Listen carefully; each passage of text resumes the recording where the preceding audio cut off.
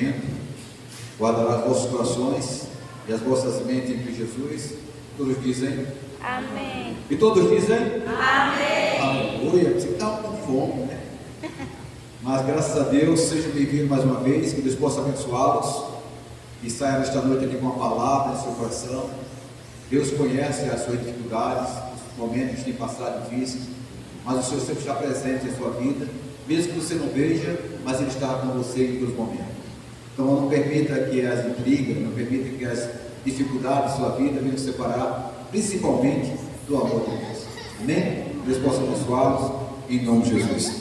Eu peço que vocês abram lá no livro de Lucas, no capítulo 17, iremos ler o versículo 11 em diante, até o versículo 19.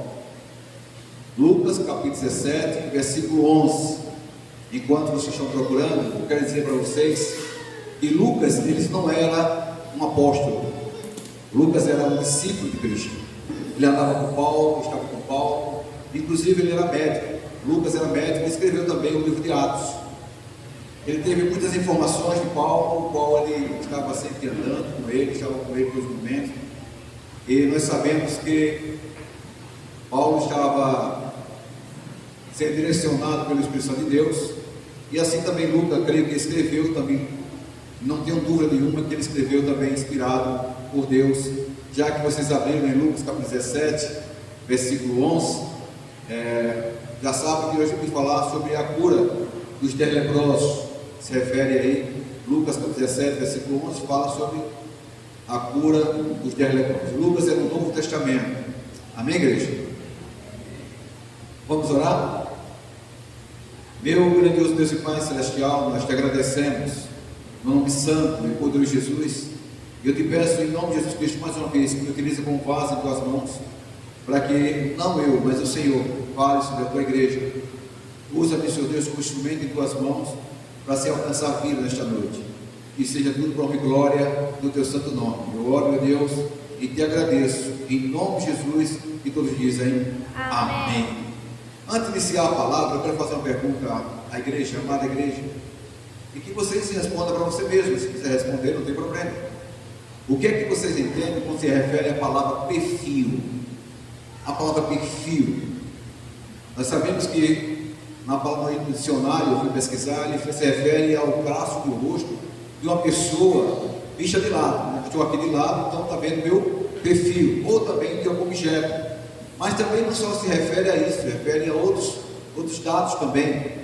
Perfil, existe perfil pessoal, né? Que existe no Instagram, existe no WhatsApp, existe no Facebook.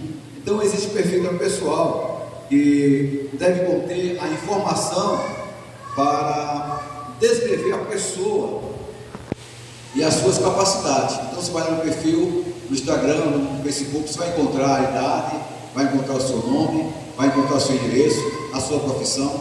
Tem muitos que não colocam, mas outros colocam o seu perfil, diz toda dá toda a sua indicação, descreve-se todo ali naquele perfil. Então se o perfil é algo que você descreve a sua capacidade, e se eu perguntar para você sobre as suas informações pessoais, como você se identificaria diante das pessoas e diante de Deus? Se perguntar mais uma vez, qual seria o perfil de Cristo? Se Cristo tivesse no Instagram, se Cristo tivesse no Facebook, qual seria o perfil de Cristo? O que ele colocaria no seu perfil? Eu creio que ele colocaria que Filho de Deus, Todo-Poderoso, o Salvador. No perfil dele ele diria assim: meu endereço é o céu, a casa do Pai. Então seria esse o perfil de Cristo. Mas se nós estamos seguindo a Cristo, somos seguidores de Cristo, nós também temos de ter o perfil de Cristo, ter a mente de Cristo, as atitudes de Cristo. Então qual seria o perfil do cristão? Qual seria o seu perfil diante da sociedade? Como tem visto você diante da sociedade? Tem visto como ver Cristo? Você é a imagem de Cristo aqui na terra? O Espírito Santo de Deus na sua vida? E como é que é o seu perfil diante das pessoas? Ah, pastor, mas o que tem a ver com os leprosos? O que tem a ver com os 10 leprosos? Qual o perfil de um leproso? O perfil de um leproso é todo podre, a perna caindo, porque está com lepras. Hoje tem cura, que é hanseníase, que é a mesma coisa da leproso, naquele tempo que não existia cura. E aqui no versículo 11, ele inicia dizendo assim: e aconteceu que indo ele quem? Jesus. Quando estava lendo, estudando, me preparando para trazer essa mensagem, o que vem em minha mente, eu quero trazer para vocês também. Estava indo ele quem? Jesus. Jesus estava indo de Jerusalém, estava indo a Jerusalém, com um único propósito, que era ser morto. Estava indo a Jerusalém, sabendo que lá em Jerusalém, ele ia ser espancado, ele ia ser humilhado, ele ia ser constrangido pela sociedade, tirando sua roupa, e vivendo somente com aquele pano, aquele lençol na sua cintura. Ele andava pela rua de Jerusalém. Ele sabia que ia colocar uma coroa de espinho em sua cabeça. Ele sabia também que ele ia ser crucificado, ele ia ser morto, mas também ele sabia que ao terceiro dia ele retornaria à vida. Mas mesmo assim estava indo a Jerusalém. E o texto aqui no versículo 11 diz o seguinte: e aconteceu que indo ele, Jesus, a Jerusalém, passou por meio de Samaria e da Galiléia. E entrando numa certa aldeia, saiu no encontro de homens leprosos, os quais pararam de longe. Aqui o texto diz que ele entrou em certa aldeia. Jesus estava indo para onde passaria pela cidade, indo para Jerusalém. E ele encontra o leproso que sai de uma certa aldeia. Aqui não diz onde é essa aldeia, mas nós sabemos que os leprosos, eles primeiro eram vistoriados pelo sacerdote antes de sair da cidade. Então, quando tinha alguém com uma mancha no corpo, chamavam o sacerdote, e o sacerdote ia naquela casa, e se constatasse que ele estava com lepra, ele era expulso da cidade, ele era expulso de sua casa, ele ia viver agora distante da sua família, distante dos seus pais, distante dos seus irmãos, distante dos seus filhos, se fosse casado, distante de suas esposas, de sua esposa. Então ele ia viver uma aldeia onde era exclusivo para morar, onde estão os leprosos. Os leprosos eram alertados anteriormente pelo sacerdote que não podia se aproximar de ninguém. Se aproximasse, seria morto apedrejado. Então ele tinha um limite para chegar próximo das pessoas, 30 metros.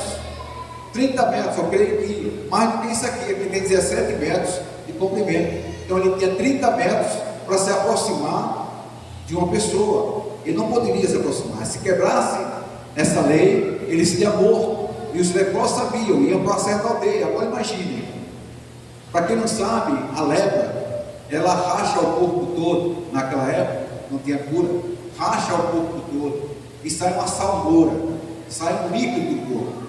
E com o passar do tempo, aquela parte começa a ficar podre, e ele vai ficar fedido. E com o passar do tempo, cai a orelha, cai os dedos, cai a parte do corpo, porque ele está podre, ele está vivo, mas está morto. Vivo, mas morto, distante da sociedade, discriminado. E aí rola um pano se parecendo com uma múmia, para não sair tanto líquido, as moscas não pousar em cima das feridas, e aquele pano rola no seu corpo. É algo terrível para um ser humano. E eles estavam ali juntos à aldeia. E Cristo estava passando agora por aquele momento, naquele lugar, na Galiléia. E aí passa em certa aldeia e sai 10 leprosos ao encontro de Jesus.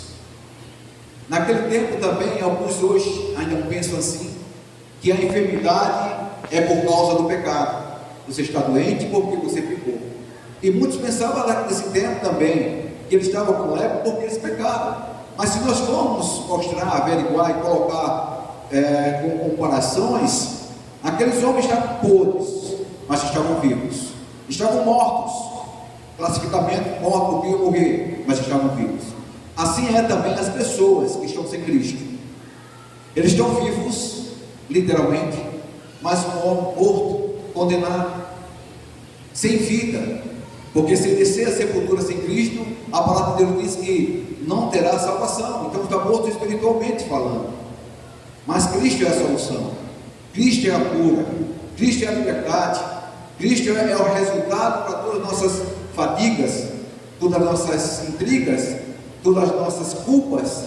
Cristo é o resultado. E esses homens ouviram falar de Jesus, sabia que ele tinha poder, esse leproso, Eu não sei se tinha mais de 10 leprosos nesse lugar, mas diz que saiu somente 10 leprosos ao encontro de Jesus. E no versículo 13 diz que ao ver Jesus, eles levantaram a voz, eles começaram a gritar, porque estava distante de Jesus, e eles levantaram a voz dizendo: Jesus, Jesus, Mestre, tem misericórdia de nós, tem misericórdia de nós, que nós estamos morrendo, nós estamos podres, nós estamos sem vida, nós sabemos que não temos mais destino aqui na sociedade, tem misericórdia de nós.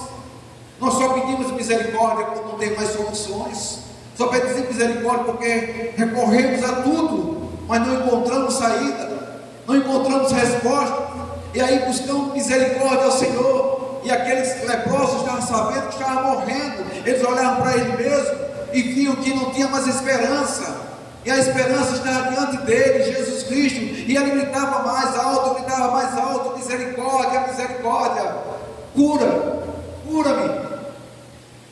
E Jesus ouviu aqueles clamor, e Jesus escuta o clamor, e ele para ouvir o clamor de um pecador.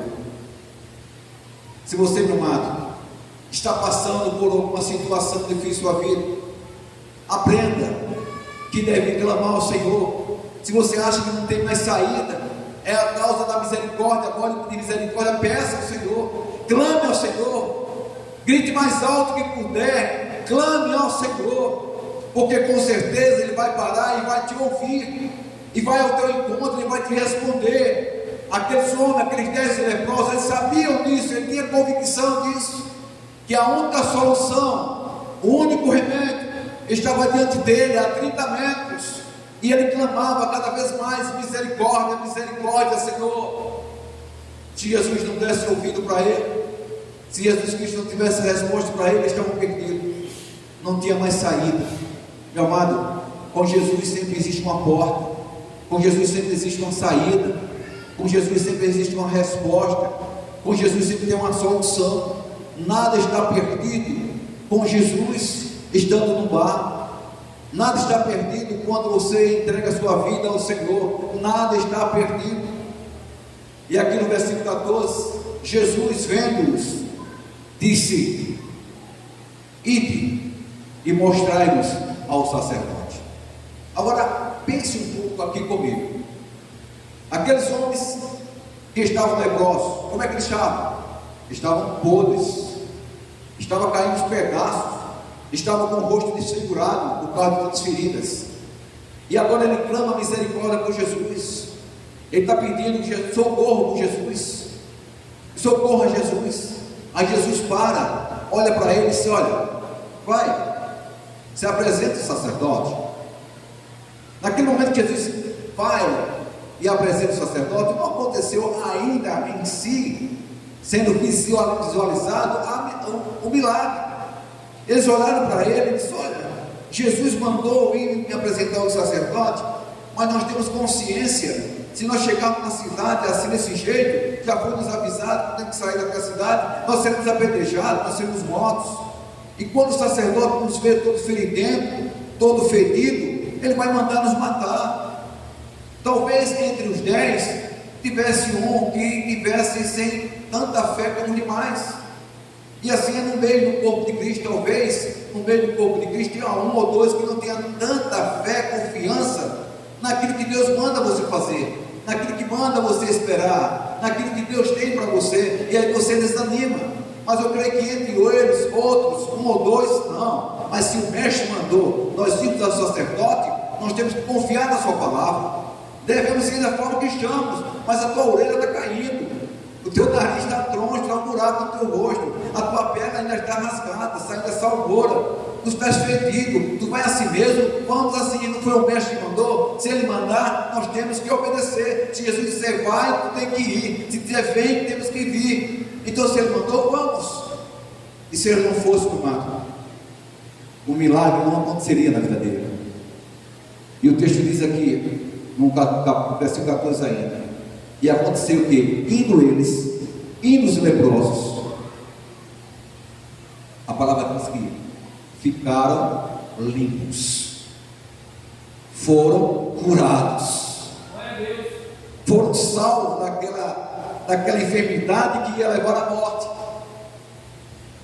Muitas vezes deixamos de receber as bênçãos porque não ouvimos nem obedecemos a voz de Deus. E a voz de Deus está aqui, a palavra de Deus. E muitas vezes desobedecemos a Deus e queremos receber o milagre em nossas vidas.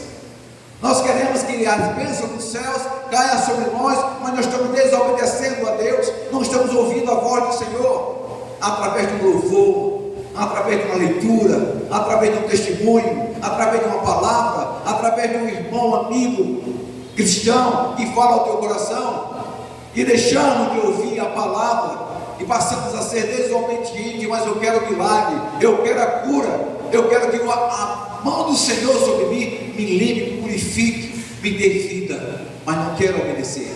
Se aqueles homens não tivessem a iniciativa de sair da aldeia onde eles estavam, essa certa aldeia, e não clamassem misericórdia pelo Senhor, até hoje não podemos falar, eles estariam doentes, então já tinham morrido. Lógico que tinham morrido pelo tempo, mas somente como exemplo. Se nós não sairmos, meu amado, da nossa aldeia, do nosso lugar, não dermos um passo diante do Senhor, nós permaneceremos mortos em Cristo Jesus, não seremos curados, os milagres não vão acontecer em nossa casa, em nossas vidas. Muitas vezes eu ouvi falar sobre jejum e oração. Vamos jejuar porque sabemos que a Bíblia diz que devemos jejuar, porque assim as mãos de Deus vão abrir e os milagres vão acontecer.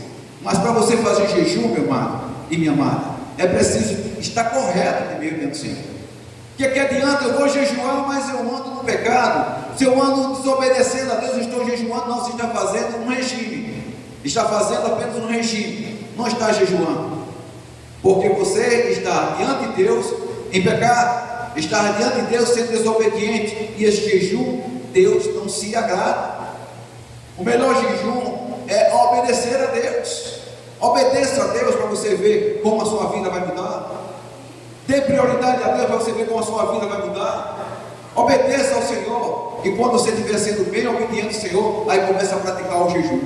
O jejum tem que ter um propósito, não é apenas aleatório, é um propósito pela saúde, pela vida espiritual, pelo crescimento da igreja, pela construção, por algo que você tem que fazer. Mas primeiro você tem que se corrigir, você tem que se posicionar diante de Deus como um servo e uma serva fiel ao Senhor. E esses homens aqui estavam imundos, mas foi curado pelo poder que há no nome de Jesus. Mas o versículo 15 diz o seguinte: e um deles, vendo que estava são, voltou glorificando a Deus em alta voz. Dos 10 que foram, somente um voltou. Eu creio assim, eu imagino que eles estavam caminhando, estavam andando, de vez em quando olhava o braço, porque sabia que estava gordo, olhava para ele, e de repente, quando olhou, o braço estava limpo, olhou para o outro, o rosto do outro estava limpo, disse: nós fomos curados. Olha, fomos curados, Deus nos curou, a misericórdia do Senhor nos alcançou, nós fomos curados. E aí ficaram felizes. Vamos apresentar o sacerdote agora, vamos voltar para a nossa casa, vamos voltar para o meio da nossa família, vamos abraçar nossos filhos, vamos abraçar nossa esposa agora. Estamos voltando para casa. Mas somente 9 foram ao sacerdote, somente um teve a consciência de voltar para agradecer a Deus. Somente um deles, vendo que estava bom, estava são, voltou glorificando a Deus, bem baixinho. Aí diz, em alta voz, glorificando a Deus. Eu não imagino o que saía da boca daquele homem, esse leproso agora, mas estava glorificando a Deus. Na certa ele está dizendo assim: glória a Deus, eu fui curado, glória a Deus, aleluia, eu vou ver minha família, mas eu não esqueço daquele que é o autor da bênção. E voltou para agradecer a Jesus. E quando ele chega diante de Jesus, o texto fala que ele caiu aos seus pés, caiu aos pés de Jesus, com o rosto em terra, dando-lhe graça. E apesar de tudo, este homem, ele era samaritano. O texto deixa bem claro que ele era samaritano, porque os samaritanos não se uniam com os judeus. Existia entre eles uma grande rixa, existia entre eles uma grande desavença, grande rixa, né? E brigas. Então entre eles havia isso, mas foi o samaritano que voltou, os demais não voltaram. Não sei se tinha outros judeus no meio, israelita, não sei, mas só quem voltou foi o samaritano. Meu amado, assim também no meio da igreja, sabia? Muitos vêm à igreja em busca de bênção, em busca de cura, em busca de emprego, em busca para ser ganho uma causa na justiça, em busca de muitas coisas. E Deus, o Senhor, sabe o coração de cada um, sabe aqueles que vão voltar e aqueles que não vão voltar, mas Ele é tão misericordioso, tão bondoso, que consente que as coisas aconteçam. E quando você recebe a bênção para comigo, não volta mais para agradecer ao Senhor. São poucos que conseguem o trabalho e voltam para agradecer. São poucos que são curados e voltam para agradecer. São pouquíssimos. Aqui, como esses 9 não voltaram, não reconheceram, agradeceram a Deus. E respondeu Jesus: não foram 10 os limpos? E onde estão os 9? Aonde estão os 9? Aqui existe um sentido para isso. O sentido é que os 9 era indicativo da maior parte de Israel. Os 9 eram indicativos da maior parte de Israel, porque muitos estavam esquecendo Deus, muitos estavam esquecendo o que Deus fez na vida deles, os milagres que aconteceu em Israel. Muitos estavam abandonando, estavam deixando de agradecer a Deus e buscando outros deuses. Aí pergunta: aonde estão os 9? Só você voltou? Não houve quem voltasse para dar glória? Esses homens foram ingratos com Deus. Israel estava sendo ingrato com Deus. E eu pergunto a você, minha amada igreja, em qual ponto você está sendo ingrato a Deus? Em qual ponto nós estamos sendo ingratos com Deus?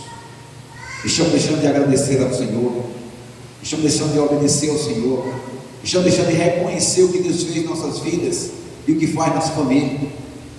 E no versículo 18 diz: não houve quem voltasse para dar glória a dar glória a Deus, senão este estrangeiro. Também esse estrangeiro é um indicativo da igreja gentílica. Esses estrangeiros também estavam representando a igreja em outros países, como aconteceu no Brasil. Nós somos gentios, nós somos uma igreja gentílica. Representava isso também, porque a salvação, para quem não sabe, veio exclusivamente para o povo de Israel. Muitas das vezes não pensam nisso, não entendem isso. Não, mas lá em João 3,16 diz que era para todos. Não diz isso. Lá em João 3,16 diz o seguinte: que Deus amou o mundo de tal maneira que deu seu único filho para todo, está no singular, não está no plural, para todo aquele que nele crer não pereça. Não é pereçam, não pereça, mas tenha a vida eterna.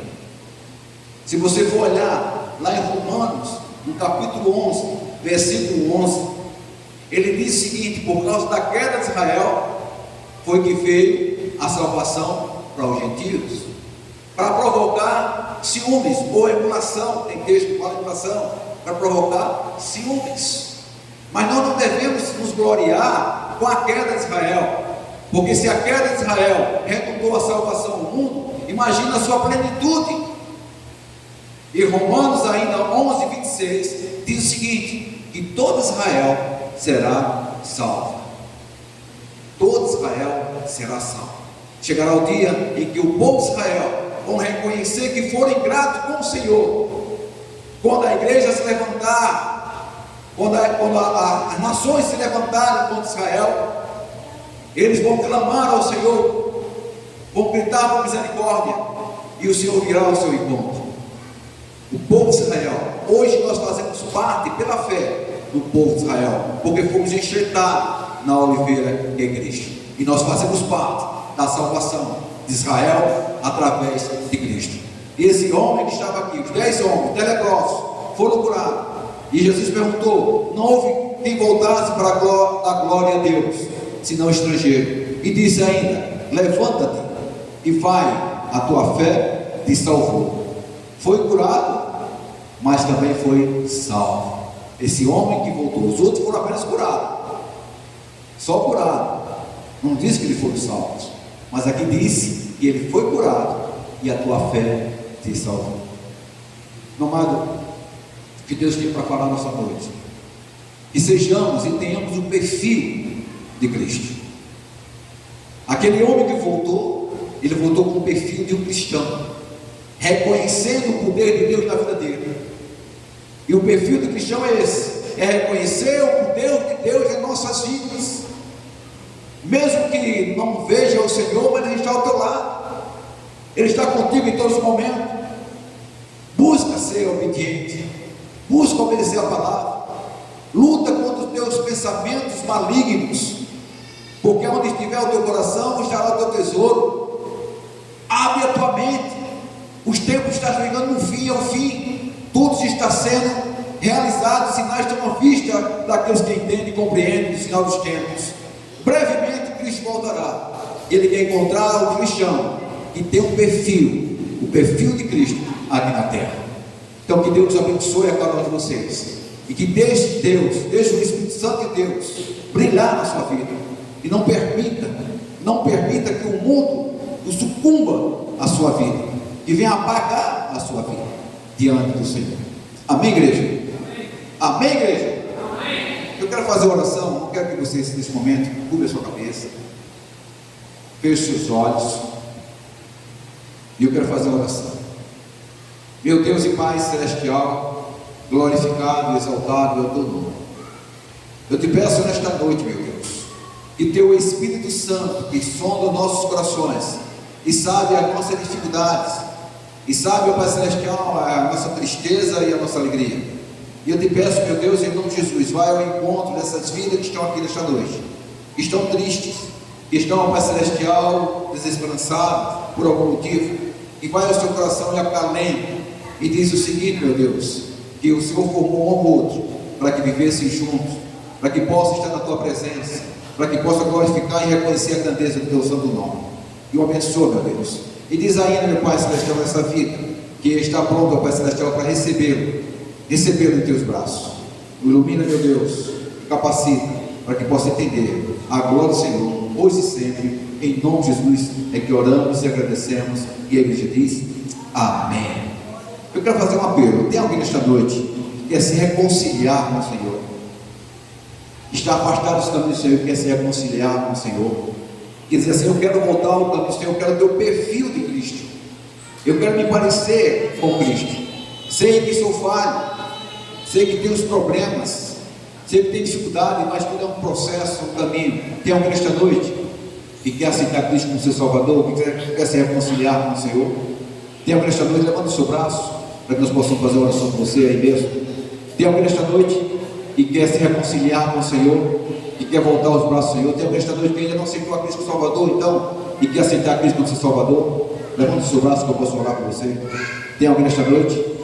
Se não, que Deus abençoe e que Deus continue trabalhando na sua vida em nome de Jesus.